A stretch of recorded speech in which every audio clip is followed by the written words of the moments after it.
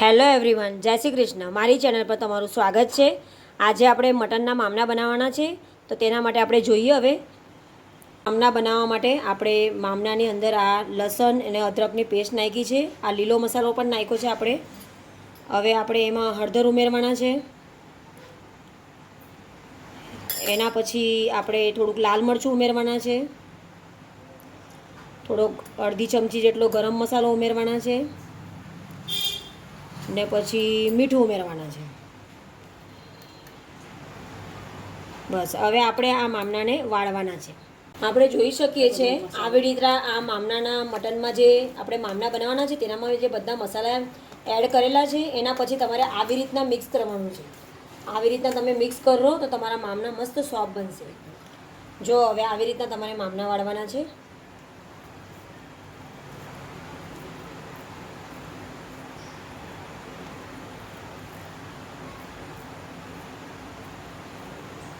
પછી કાંદાની ગ્રેવીમાં નાખવાના છે. એ પછી આવી રીતના તમારે કન્ટિન્યુઅસલી બધા મામના વાળીને આપણે મૂકી દઈશું. હવે આપણે મામના બનાવવા માટે ગ્રેવીવાળા મામના બનાવવાના છે. તો તેના માટે આપણે હવે આ એક કુકર લીધો છે. કુકરમાં હવે આપણે તેલ ઉમેરીશું. હવે એમાં આપણે થોડુંક તેલ ગરમ થવા દઈએ ને પછી કાંદા નાખીને હવે કાંદાને આપણે તેલમાં ફ્રાય કરીશું. કાંદાની ગ્રેવી બનાવવા માટે આપણે જે મામનાની ગ્રેવી બનાવવાના છે તેના માટે જે આપણે કાંદો ફ્રાય કરવા મૂકેલો છે એનામાં હવે આપણે થોડુંક લીલો મસાલો ઉમેરીશું.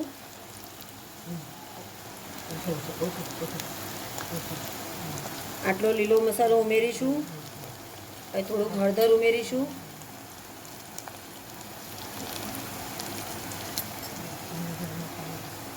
આવી રીતના તમે જોઈ શકો છો મામના હવે આપણે ઓલમોસ્ટ બધા વાળી દીધા છે. હવે આપણે પાટિયાની અંદર ફ્રાય કરવાના છે. આપણે જોઈ શકીએ કે હવે ગેસની ફ્લેમ આપણે વધારે રાખીને એક પાટિયું લીધું છે. પાટિયાની અંદર તેલ મૂક્યું છે અને હવે આપણે ઓલમોસ્ટ એમાં બધા મામના ફ્રાય કરવાના છે. તમે જોઈ શકો છો આ બધા ઓલમોસ્ટ મામના આપણે મૂકીએ છીએ અને મામના આપણા પાટિયામાં ફ્રાય કરવાના છે. તમને જેવું ગમતું છે તેવું તમે કઢાઈમાં પણ ફ્રાય કરી શકો છો, નોનસ્ટિકમાં પણ ફ્રાય કરો. પણ અમે અહીંયા પિત્તળનું પાટિયું લીધું છે ને તેમાં તમે મામના ફ્રાય કરેલા ખાશો તો એનો ટેસ્ટ કંઈ અલગ જ લાગશે.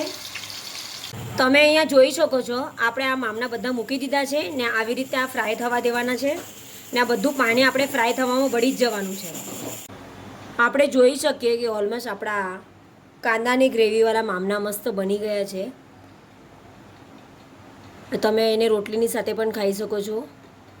આજની મારી આ રેસીપી તમને બધાને ગમી હશે તો પ્લીઝ મારી ચેનલને લાઇક, શેર, સબસ્ક્રાઈબ જરૂર કરજો. Good bye.